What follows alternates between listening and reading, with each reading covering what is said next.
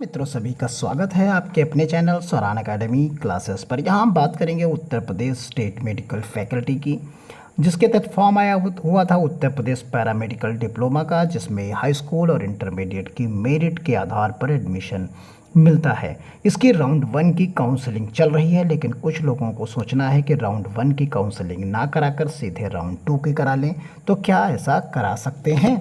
तो आइए इसी मुद्दे पर बात करते हैं। देखिए, राउंड 1 की काउंसलिंग इस समय चल रही है, जिसका रजिस्ट्रेशन करने का आज अंतिम दिन है। आज ही आप 5,000 रुपये जमा करते हुए काउंसलिंग कर सकते हैं। ये आज अंतिम तिथि है और इसके लिए आपको 5,000 रुपये जमा करने होंगे। ये चीज़ यहाँ पर क्लियर बताई गई है। अब सवाल आपका जो है, उस सवाल को आप समझ लीजिए। और राउंड 1 कराना आपके लिए ठीक है क्या सीधे राउंड 2? देखिए, यहाँ पर राउंड 2 सबसे पहला जिस सवाल के लिए आप यहाँ पर हैं, वो सवाल आप समझ लीजिए। देखिए, कहा गया कि द्वितीय राउंड ऑनलाइन काउंसलिंग के पात्र कौन से लोग होंगे। तो कौन से लोग यहाँ पर पात्र होंगे, उनकी बात कर सकते हैं। तो पहला ही पॉइंट जो है आपके मतलब का दिया गया है यहाँ पर।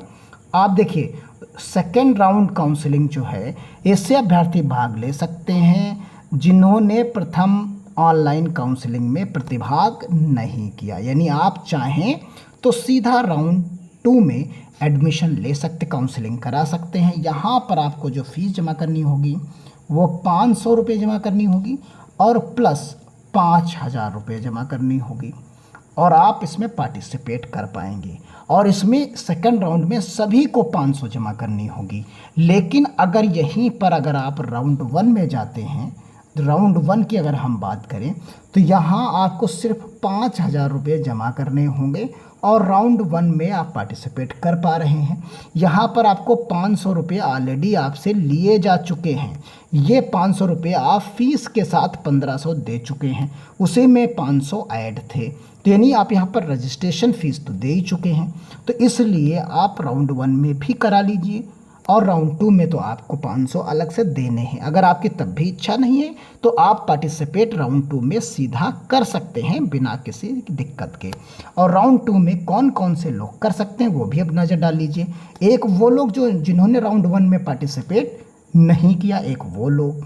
दूसरे ऐसे अभ्यर्थी जिन्होंने प्रथम ऑनलाइन काउंसलिंग में जो है प्रतिभाग किया, परंतु उन्हें कोई सीट जो है नहीं मिली, उन्हें पुनः सिक्योरिटी फीस जमा करने की आवश्यकता नहीं होगी। अब यहाँ पर जो आप देख लीजिए, जो सेकंड पॉइंट है वो बहुत इंपॉर्टेंट आपके लिए है। प्रथम ऑनलाइन काउंसलिंग में आपने प्रतिभाग तो कर लिया, लेकिन जो है उन्हें पुनः सिक्योरिटी फीस नहीं जमा करनी होगी।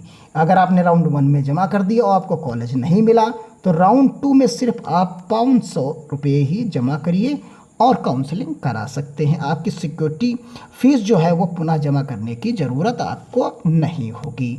ये चीज़ यहाँ पर इन्होंने बता दिया। अब आप, क्योंकि इस बार काफ़ी लोगों के 5,000 रुपये फंस रहे हैं, इसलिए कुछ लोग चाह रहे होंगे इस तरीके का लेने के लिए, कमेंट बॉक्स में भी लिख रहे हैं। अगला पॉइंट आप देखिए, द्वितीय ऑनलाइन काउंसलिंग में ऐसे अभ्यर्थी भाग ले सकते हैं जिन्होंने आवंटित प्रशिक्षण केंद्र में प्रवेश प्रक्रिया पूर्ण कर ली है और अपग्रेडेशन ले लिया, अपग्रेड कर दिया। यानी प्रक्रिया पूर्ण कर ली और अपग्रेड करके प्रक्रिया पूर्ण कर ली।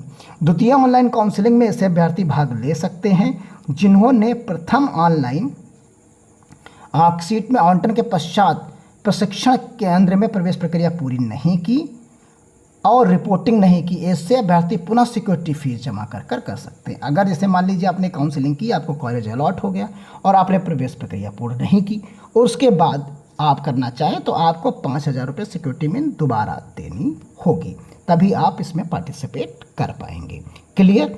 अब आ जाइए और एक पॉइंट, द्वितीय ऑनलाइन काउंसलिंग में जो है ऐसे अभ्यर्थी भाग ले सकते हैं जिनका प्रथम ऑनलाइन काउंसलिंग से संबंधित प्रशिक्षण केंद्र द्वारा कोई डॉक्यूमेंट निरस्त कर दिया था, परंतु अभ्यर्थी द्वारा दूसरे चक्र में काउंसलिंग से पूर्व सही करा लिया गया हो और 10वीं और 12वीं के प्राप्त अंकों के प्रतिशतों में किसी प्रकार का कोई संशोधन स्वीकार्य नहीं होगा, क्योंकि उसके आधार पर योग्यता सूची बनी हुई। अगर कोई खाली हाई स्कूल यानी कक्षा 10 और या 12 की मार्कशीट में संशोधन के अलावा किसी में संशोधन है तो वो करा सकते हैं, अन्यथा वो नहीं करा सकते। तो ये पात्रता थी राउंड 2 में कौन कौन से लोग पार्टिसिपेट कर सकते हैं और उसमें काउंसलिंग करा सकते हैं और फीस कहाँ जमा कर सकते हैं।